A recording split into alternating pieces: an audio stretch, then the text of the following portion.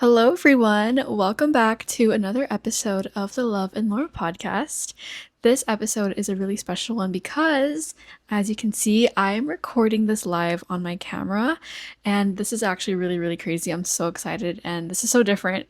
But yeah, I'm very excited to finally be recording a live episode. And this episode is also really special because it is our first bonus episode.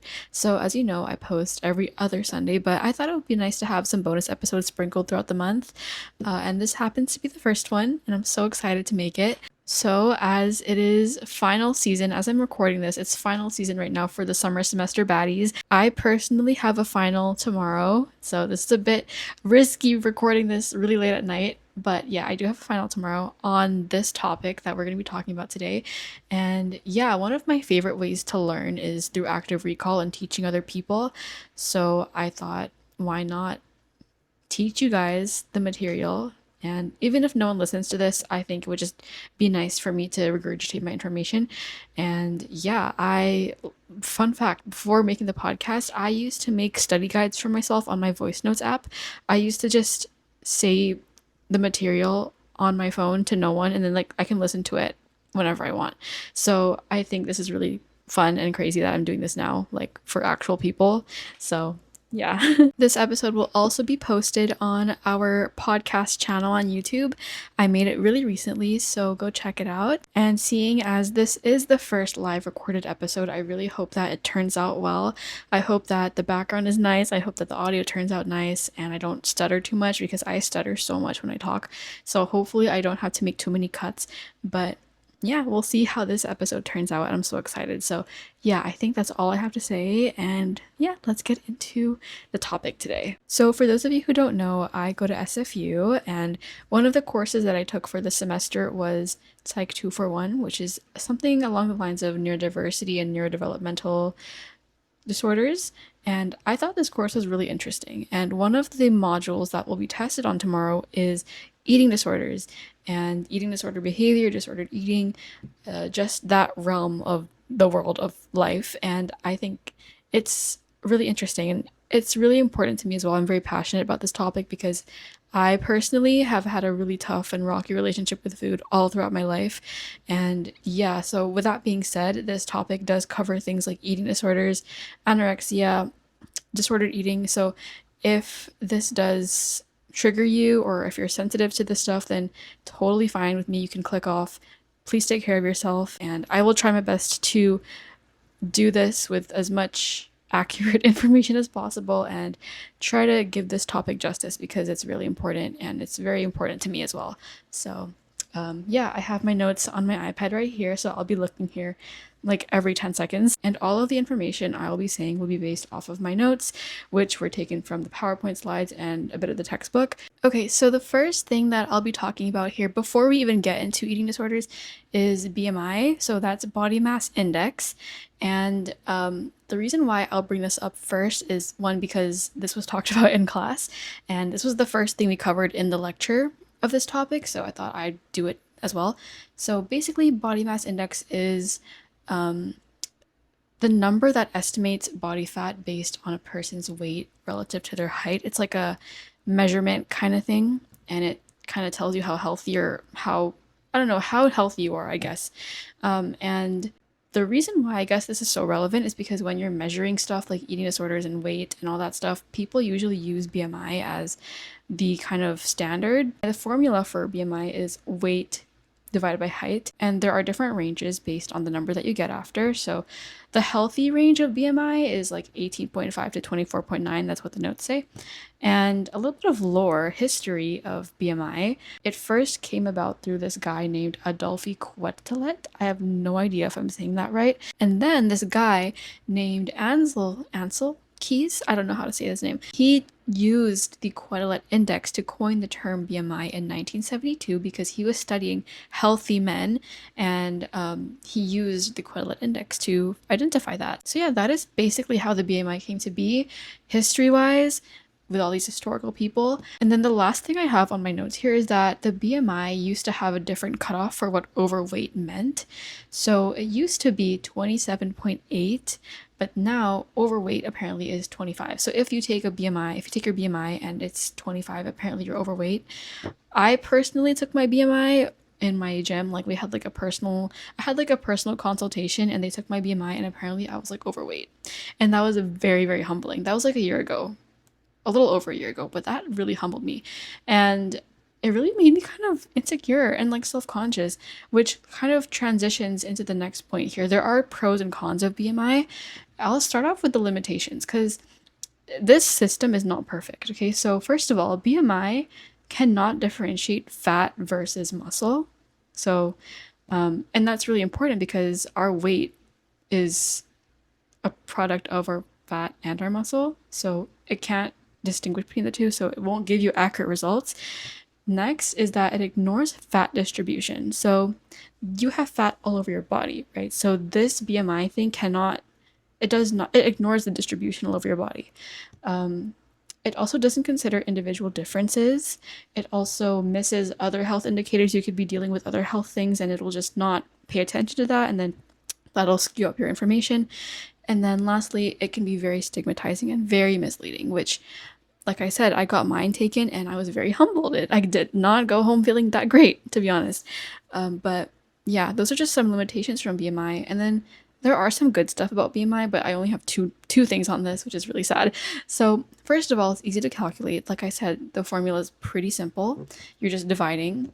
And then it's also very useful for population level health analysis. To be honest, I don't really know what that means, but whatever that means.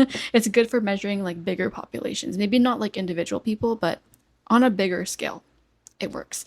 All right, so more cons than pros for BMI. So it is very controversial, but it was, I guess, one of the first ways that we were able to identify our weight and our health status in terms of physicality and stuff. I don't know, but that's BMI. Now we can get on to the actual eating disorders and everything else. Before we get into the actual types of EDs, I'm going to distinguish what an eating disorder is versus disordered eating, because those are two different things.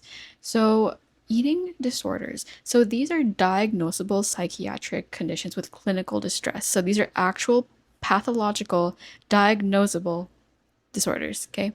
And they are part of the DSM-5, I'm pretty sure. Yeah, I'm pretty sure.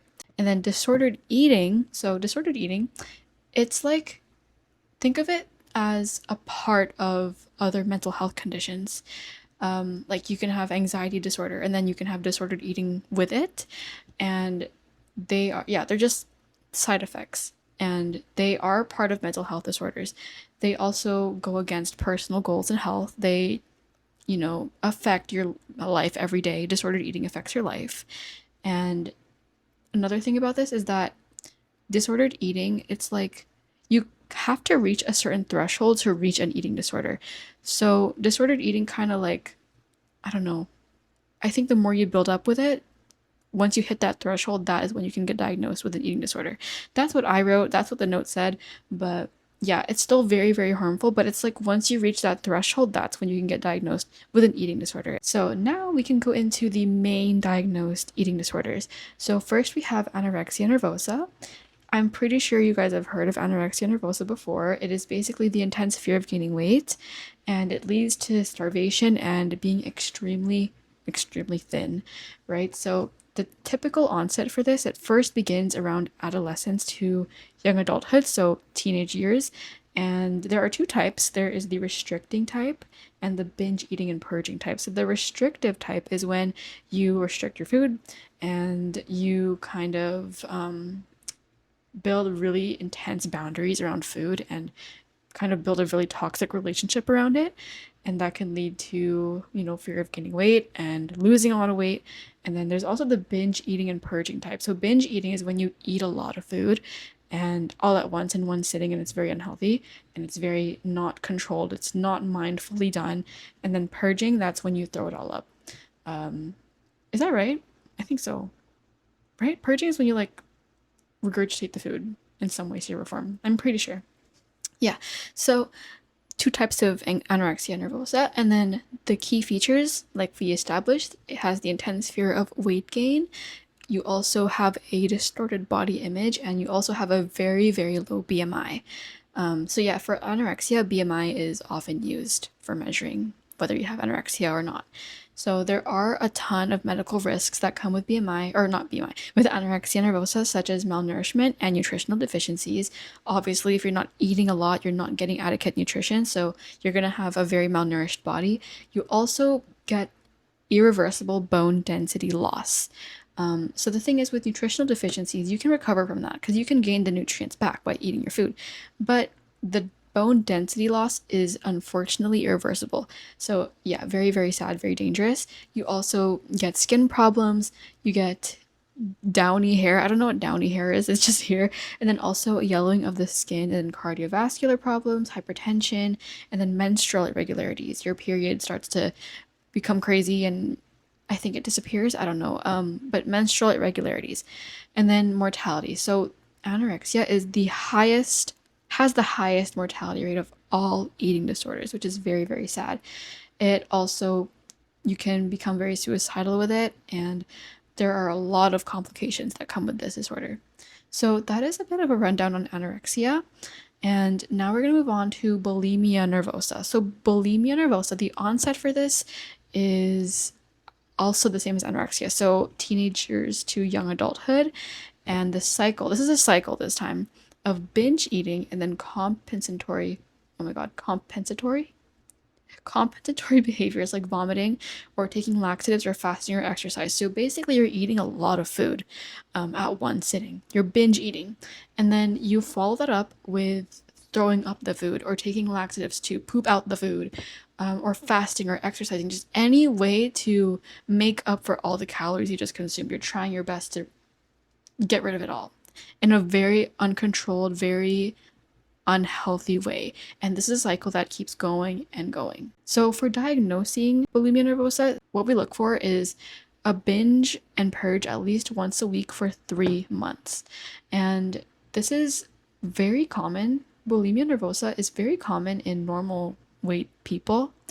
And I think that's really important to recognize because someone can look healthy. Someone can look really normal and healthy, but they might actually be dealing with something like bulimia nervosa. They might be binging and purging their food. And yeah, so it's common in normal weight people and overweight people. And that goes to show that you can never just judge someone based on how they look on the outside. You never know what someone's going through. So keep that in mind. Very common in anyone that looks normal. And there are medical risks that come with it. So there is electrolyte imbalance, esophageal and rectal tears, decay of tooth enamel, dental cavities, irritation in skin around the mouth because of stomach acid, and then stress on the pancreas, which can lead to pancreatitis. So yeah, a lot of different medical risks, just like anorexia nervosa. It's very, very unfortunate. And the thing with esophageal tears and tooth enamel and dental cavities, so you're throwing up your food, right? So the acid from the vomit is going to destroy your mouth. Like it's going to destroy your teeth. So that is where it comes from. I heard in a different course that it gives you bad breath as well because you throw up so much you're going to get bad breath. Your teeth is going to get affected. So that's another thing. So yeah, very, very sad, very dangerous, very unhealthy. But that is bulimia nervosa for you. Then we have binge eating disorder.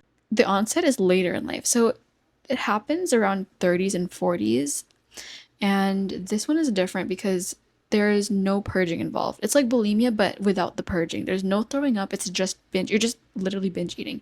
So common ways of people binge eating is late at night. Sometimes they'll go to the fridge and just eat everything in their fridge. And it's often done in shame and embarrassment. And people do it when usually no one's around because it's just really shameful. For diagnosing binge eating disorder, we look for binging at least once a week for 3 months. So I think that's pretty much the same as bulimia nervosa. Yeah, once a week for 3 months. And there are different sort of things that we also look for binge criteria. So rapid eating, eating really fast, eating when you're not hungry, feeling guilt and depression after, and eating alone due to shame. So I kind of covered that already, but yeah, it's a very isolated and unhealthy form of eating a lot of food. And another interesting fact here is that it is the most common eating disorder in men. So oftentimes we see eating disorders in women, but when it comes to men, this one, binge eating, is what you would see the most in men with eating disorders. Treatment for this, we have cognitive behavioral therapy and antidepressants. So yeah, if you ever go into treatment for this, that is what you would probably be getting. So cognitive behavioral therapy, it's like changing the way you think around food. I think they do like a lot of cognition and rational thinking, kind of displacing bad thinking with good thinking. And the behavioral aspect of it would be changing your eating patterns. And yeah, that's CBT for you. And then antidepressants, that would be medication, right? But I feel like for things like eating disorders, antidepressants can only do so much. I think you have to really practice the behavior aspect of it, and changing your mindset around it is very important. It is much more important than taking any sort of pill. All right, so those were the big 3 eating disorders. So again, that was anorexia nervosa, bulimia nervosa, and binge eating disorder. All very dangerous eating disorders. Very unfortunate, very sad. But now we're going to go into some more lesser known eating disorders. And yeah, these are called lesser known and then other specified eating disorders. There's a lot of different ones that I never even knew existed. So the first one here is pica. And pica is basically eating non-food items for over a month. And these non-foods consist of things like dirt, clay, hair, soap, chalk. So very odd, like non-food items. In order to be diagnosed with pica, it must be developmentally inappropriate and clinically disruptive. And then common co-occurring conditions with pica would be autism, schizophrenia, and intellectual disability, and pregnancy. So someone with pica might have any of those. Another thing is that to be diagnosed with pica, it must be like super distinct from a co-occurring condition. So if someone has autism, they might eat non-foods. Like it might just be a part of the condition. So it's like a feature of pica already. But just that alone, like autism and eating non-food on the side, that alone isn't enough to diagnose pica. Pica has to be like so much more intense than what they already have with them, if that makes sense. So it has to be really, really distinct. So that's pica, basically eating non-nutrient food. So, like objects, pretty much. Now we have rumination disorder. So rumination disorder is repeated regurgitation of food. So rechewing, swallowing. So rumination disorder can't just be a symptom of something else. Rumination can't just be something that comes from anorexia or bulimia or autism. It has to be its own thing. If the person has another disorder already, the rumination must be serious on its own, basically what I just said. So this can cause malnutrition, obviously, because you're regurgitating your food. And also, it resolves spontaneously in infants. So this can happen in babies a lot, but it kind of heals itself spontaneously because they're developing and they kind of learn how to eat their food right. That was all I had for rumination disorder, basically just repeating, chewing, rechewing, spitting, swallowing. Okay, so now we have ARFID. So ARFID is avoidant / restrictive food intake disorder. So this one is avoiding food. It's the avoidance of food that causes significant weight loss, nutritional deficiency, need for supplements or tube feeding, and interferes with psychological functioning. So the onset for this can be childhood, and people that have ARFID as kids can persist into their later years. And it's not due, okay, it says here it's not due to anything body image related. It's more like fear-based sensory issues, and like a lack of interest in food. So it's not necessarily like anorexia, I guess, where you're self-conscious and you want to be super, super skinny. It's more like a fear stimulus type relationship with food. So yeah, this can affect things like social life, family life, schools, going to social events, because you're avoiding food, and yeah, it can interfere with all that. So that's ARFID for you. So those are the lesser known kinds of eating disorders. Now I'm going to go into other specified feeding and eating disorders. So these are eating disorders where the symptoms they cause impaired functioning and clinical distress, but the full criteria for a full-fledged eating disorder is not met. So these are not hitting the threshold for an ED. So these include atypical anorexia. So that is basically every symptom of anorexia except the BMI part. So they are just not skinny, but they show symptoms of anorexia. So yeah, they have the same restrictive behaviors, the same restrictive psychological features, they're just not underweight. So that is atypical anorexia. And then we have purging disorder. So this is purging without binging. Okay, so the person regularly engages in purging behaviors like self-induced vomiting, laxatives, diuretics, and yeah, they have this all but with no binge eating episodes. So they don't eat unhealthy. They don't eat a lot, but they purge a lot. And then night eating syndrome, this one is recurrent episodes of eating at night, usually after dinner, or waking up during the night to eat something. So it is often associated with insomnia or difficulty sleeping. And then the person usually feels a lack of control. And then it's also not driven by hunger, which is really interesting. It's often triggered by stress or your mood, or it's just a habit. And it can, lead to distress, sleep disruption, and weight gain. So that is night eating syndrome. And then we have subthreshold bulimia. So this is similar to bulimia nervosa, but the person does not meet the full criteria for bulimia nervosa. And then we have subthreshold binge eating disorder. So this is also likewise same as binge eating disorder. They just don't meet the full diagnostic criteria for binge eating disorder. So those were our 5 other specified feeding and eating disorders. Very interesting. I've never heard of any of these before. So now I'm going to go into some theory, some theoretical point of views on why eating disorders happen in the first place. So we have biological reasons, behavioral reasons, cognitive reasons, and sociocultural reasons. I'm sure there are other reasons, but these are the big 4 that we went over in class. So in terms of biology, so there's a neurotransmitter called serotonin. I'm pretty sure you guys know what that is. Serotonin, it regulates your mood and it regulates appetite. So if you have low serotonin, it leads to binging behavior. It leads you to eat a lot. And then also dopamine, another neurotransmitter. This is very important when you, it's very important for the reward circuit in the brain, like pleasure and learning and motivation. That's what dopamine does.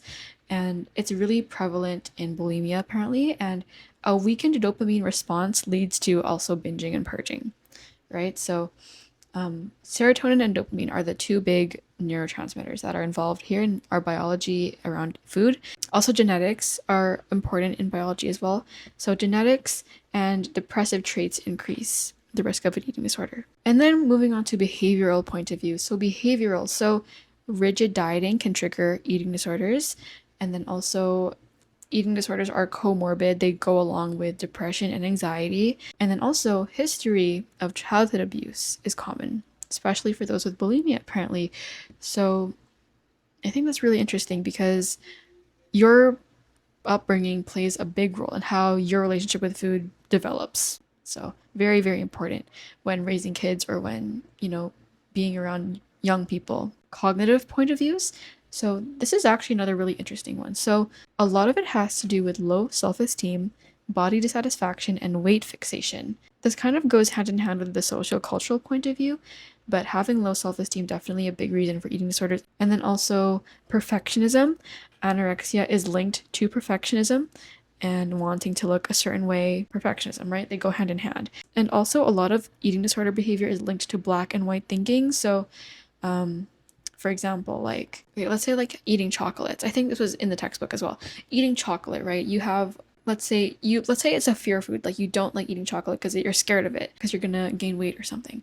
And you eat like 2 to 3 pieces of chocolate. From the cognitive mindset, from the cognitive point of view, once you eat like 2 to 3 pieces, your brain automatically goes to black and white thinking. You're like, oh, well, I failed my goals. Like I ate 2 to 3 chocolates, might as well eat the whole box. So that is black and white thinking. It's non-fluid. It's very like, if I break this rule, then I might as well just break the entire rule. And it's very linked to a lot of eating disorders. Lastly, we have the sociocultural point of view. So this is where social media comes into play. Family, society, expectations, body standards.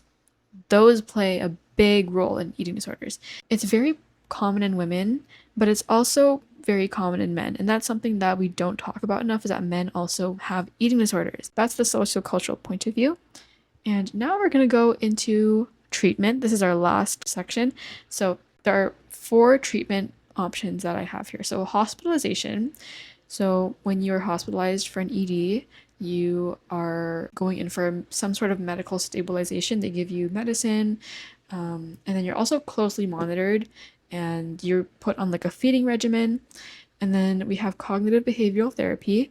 So I kind of went over this earlier, but cognitive behavioral therapy is, it helps you with your thinking. It helps you form more adaptive and better responses to irrational thoughts. So fixing that black and white response pattern and focusing on your self-worth. And there's also things like exposure and response prevention. So this one's really interesting. It's actually something developed for OCD, but they also use it for eating disorders. So for someone with bulimia who's trying to do some exposure and response prevention therapy, they will be exposed to a fear food, let's say the chocolate, right? And the therapist prevents them from vomiting until the purge passes. Does that make sense? I feel like I did not say that right. The therapist prevents vomiting until a purge passes. Hold on, let me process what I just said. Okay, I think I got it. So basically, when you binge from bulimia, when you binge, you obviously your response is to purge it, to vomit it out. So what the therapist does is that they kind of prevent the vomiting until the purge passes. So it kind of enables you to practice not wanting to throw up and stopping that cycle. I think that makes sense. Yeah. So yeah, that is exposure and response prevention. That is a cognitive behavioral therapy approach. And then we have restructuring distorted thoughts. So like I said, replacing irrational thoughts with appropriate ones. And then we have antidepressants. So this would be drugs that increase serotonin, like I said, a very important neurotransmitter when it comes to food. And yeah, this can reduce binging and regulate your appetite. And a thing with antidepressants and medication is that pharmacological treatments, they don't have the most promising results with eating disorders as well or as much as cognitive behavioral therapy does. So I think I said this earlier, but taking medications can do so much. A lot of it is definitely more of the behavioral and cognitive component. I think, yeah, I also have it here. The best results for any sort of therapy or any medication would be having it with nutritional support and some sort of family intervention or something with interpersonal relationships, probably. So, yeah, like antidepressants, I feel like they can only do so much. You need to have a good, well rounded approach to your treatment because once you're off therapy, once you're off the medication, um, what will you have to fall back on? You have just you and your brain left and your social outlets and your networks. They need to be in a good place with where you are. You need to have a good relationship with everything else, not just relying on medication, right? So treating eating disorders is a very, how do I say it? Like, it's not just one thing. You have to incorporate a lot of different things. So that is all that I have on this module. I think, yeah, like I said, I'm very passionate about this topic because I have had not the best relationship with food and body image. So learning about this was really, really interesting. Again, I'm so sorry if I spread any wrong information or if I don't know, like missed anything, but that is all that I have for this topic. And yeah, that is also going to be a wrap for our first ever live recorded episode. Thank you guys so much for watching. That's crazy, not just saying listening now. Thanks guys for watching and listening. I am so happy that I have a camera now and that I get to record, and I'm so excited to make more recorded episodes. If you are currently taking finals right now and you're in the summer semester, good luck. You're doing so good. I'm so proud of you. We got this. We can do this together. And if you are done finals, congrats. I'm so proud of you as well. And enjoy the next 2 weeks of break before school starts again in the fall. I hope you learned something from this episode, or I don't know, I hope you just enjoyed me yapping about my content here. But yeah, I had so much fun doing this, and I will probably do more of these, just kind of teach you guys material. I think this is really fun and a really interesting way to learn. Thank you guys so much for stopping by, watching, listening, supporting, and I'll see you guys in my next episode. Bye!